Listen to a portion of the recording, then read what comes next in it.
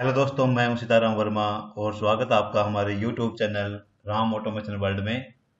आज की वीडियो में हम देखेंगे कि डेल्टा पीएलसी में हमारी पीएलएसवाई कमांड है, उसको हम सर्वो मोटर के लिए एग्जीक्यूट करते हैं तो हमें किन किन बातों का ध्यान रखना है। लास्ट वीडियो में हमने देखा था कि जैसे हम पीएलएसवाई कमांड से सर्वो मोटर को फॉरवर्ड या रिवर्स चलाया था, वो हमारी मोटर अच्छे से चल रही थी। बट जो हमारा पल्स मॉनिटरिंग रजिस्टर है D1030, उसकी वैल्यू हमारी फॉरवर्ड एंड रिवर्स के दोनों टाइम में ही हमारी इंक्रीज हो रही थी। जबकि होना ये चाहिए कि फॉरवर्ड के टाइम पे ये वैल्यू बढ़ती रहनी चाहिए और रिवर्स के टाइम पे ये वैल्यू मान लो डिक्रीज होनी चाहिए, जिससे हमें एक्चुअल एब्सोल्यूट पोजीशन का हमें पता लग जाए। तो इस प्रॉब्लम को सोल्यूशन करने के लिए हम एक लैडर लॉजिक लिखेंगे। तो देखते हैं किस प्रकार लिखना है। सबसे पहले हमें टाइप करना है LD1000। जैसे हमारी पीएलसी रन मोड में हो तो हम इस बिट को ले लेते हैं। इसके बाद में अगर हमारी फॉरवर्ड या रिवर्स दोनों में से कोई भी कमांड नहीं आ रही हो तो हमें हमारे स्पेशल रजिस्टर को हम रीसेट कर लेंगे। तो यहाँ पे मैं LDIM1 और LDIM2 दोनों पे सीरीज में कॉन्टेक्ट ले लेता हूँ और मैं जेट रीसेट कमांड से हम D1030 एंड D1031 को रीसेट कर लेते हैं।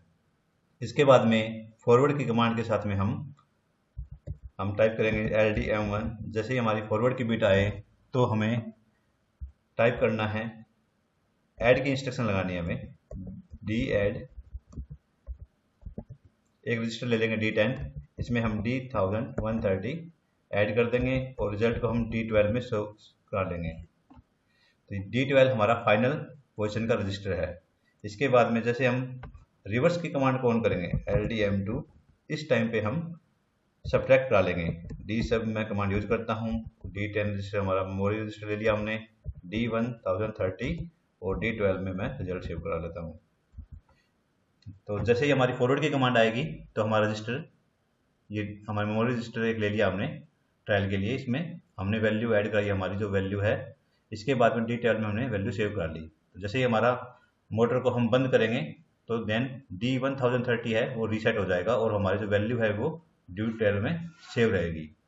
अब ये वैल्यू अगेन हमें रिवर्स के टाइम पे हमें सब्ट्रैक्ट करनी है और जैसे ही दोनों कमांड हमारी ऑफ होती है उस टाइम पे इस वैल्यू को हम, जो हमारा मेमोरी वाला रजिस्टर है, इसमें हम मूव करा लेंगे। यहाँ से D12 से D10 में मूव करा लेंगे। तो इसके लिए हम कमांड लिखेंगे LDM1। जैसे ही हम फॉरवर्ड की कमांड को बंद करो या पर हम रिवर्स की कमांड को बंद करो, किसी भी कमांड को हम जैसे हमारी ऑन से वापस ऑफ में जाएगी तो हम इसे इस वैल्यू को मूव करा लेंगे। मूव कराने के लिए डी मूव D12 और D12 का डेटा हम D10 में शिफ्ट कर रहे हैं, यहाँ पे रहेगा। अब इस लॉजिक में आप एक चीज और ध्यान रखना, अभी ये हमारा ट्रायल सर्किट है इसलिए हमने यहाँ पे जॉब फॉरवर्ड और जॉब रिवर्स कर लिया हुआ है। अगर आप इसी सर्किट को किसी मशीन के लिए लिख रहे हैं तो आपको क्या करना है कि जैसे ये जॉब फॉरवर्ड और रिवर्स है, इसके साथ में दूसरी जो आपकी ऑटो फॉरवर्ड या ऑटो रिवर्स की कमांड है, इनको इनके साथ में इंक्लूड कर दें। जैसे मैं यहाँ पे इसका ऑटो फॉरवर्ड ऑटो रिवर्स का NC दोनों कॉन्टैक्ट को यहाँ सीरीज में ऐड करना है, ताकि अगर हमारी कोई भी कमांड नहीं आई तो हमारा D1030 रीसेट हो जाए। फॉरवर्ड की जो कमांड M1 है जिसमें हम डेटा को ऐड कर रहे हैं, तो M1 के पैरेलल में हमें ऑटो फॉरवर्ड ऐड कर लेना है और M2 के पैरेलल में हमें ऑटो रिवर्स ऐड कर लेना है और डेटा मूव के लिए हमने M1 M2 के पैरेलल में हमारी ऑटो फॉरवर्ड और यहाँ पे ऑटो रिवर्स होके हम इनको पैरेलल में रख लेना है। तो इस प्रोग्राम को हम PLC में सेंड कर देते हैं, देन हम इसकी फंक्शन को चेक करेंगे। अब जैसे ही मैं M1 को ऑन करता हूँ, M1 को ऑन करने के बाद में देखेंगे कि हमारे सर्किट में क्या हो रहा है। तो यहाँ वैल्यू हमें इंक्रीज हो रही है, हमें अच्छे से शो हो रहा है। अब हम M1 को ऑफ कर देंगे। ऑफ करने के बाद में हमारी पल्स कमांड भी कट जाएगी और यहाँ पे वैल्यू भी हमारी होल्ड रहेगी। इसके बाद में हम जैसे ही रिवर्स कमांड को ऑन करेंगे, रिवर्स कमांड को ऑन करने के साथ में हमारी पल्स की जो आउटपुट है वो भी आ गई है, डायरेक्शन की आउटपुट भी आना स्टार्ट हो गई है और जो हमारी एब्सोल्यूट पोजीशन है वो हमारी यहाँ पे डिक्रीज होना स्टार्ट हो गई है। अब इस तरीके से डिक्रीज होती रहेगी। अब आपका ये किसी सर्वो मोटर के लिए एब्सोल्यूट पोजीशन को डिकोड करने का लॉजिक बन गया है। इसमें हमें एक चीज़ और ऐड कर लेनी है। जैसे हमारी मशीन होम कंडीशन पे आती है, जैसे ही हमारी मशीन होम कंडीशन पे आती है, देन हमें कंट्रोल आई पे क्लिक करके मैं एक लाइन कर लेता हूँ। लाइन इंसर्ट करने के लिए कंट्रोल आई बटन प्रेस करूँगा और F9 की प्रेस करके मैं यहाँ पे नीचे वर्टिकल लाइन लेता हूँ और इसके बाद में हमें टाइप करना है, जैसे हमारा X2 हमारा होम सेंसर है तो LD X2 के बाद में हमें करना है Z, जैसे हमारा होम कंडीशन पे आए Z रीसेट D1030 D1031।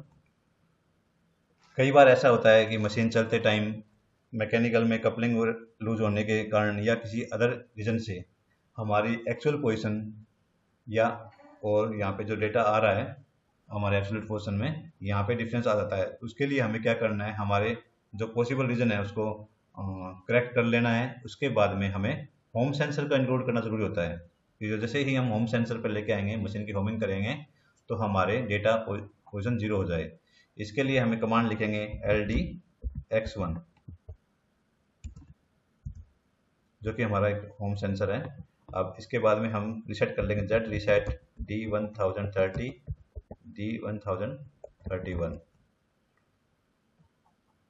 और इसके साथ में हमें एक कमांड और लिखनी है, वो है Z रीसेट D10 जो हमारे मेमोरी रजिस्टर है और D12 हमारा जो फाइनल एब्सोल्यूट पोजीशन रजिस्टर है। इसको हम दोनों को ही हम 0 कर लेंगे। 0 करने के बाद PLC को हम प्रोग्राम सेंड कर देंगे। जैसे ही हम X1 को ऑन करेंगे तो हमारी वैल्यू 0 हो जाएगी, ऑफ कर देंगे। अब हम फॉरवर्ड चलाएंगे मोटर को फॉरवर्ड चलाएंगे तो वैल्यू हमारी इंक्रीज हो रही है और जैसे ही हम ऑफ करके रिवर्स चलाएंगे तो वैल्यू हमारी डिक्रीज होना स्टार्ट हो जाएगी। इस प्रकार दोस्तों आप अपनी सर्वो मोटर के लिए ऑटो और मैनुअल दोनों में ऐसा प्रोग्राम टाइप कर सकते हैं जिससे आपकी सर्वो मोटर का जिग है उसकी करंट लोकेशन आपको मिलती रहेगी, जिसके बेसिस पे आप अदर कमांड्स आप एग्जीक्यूट कर सकते हो। तो आपको हमारा ये वीडियो पसंद आया तो इसे लाइक करें, अपने फ्रेंड सर्कल में शेयर करें और हमारे YouTube channel Ram automation world को सब्सक्राइब करें। Thank you.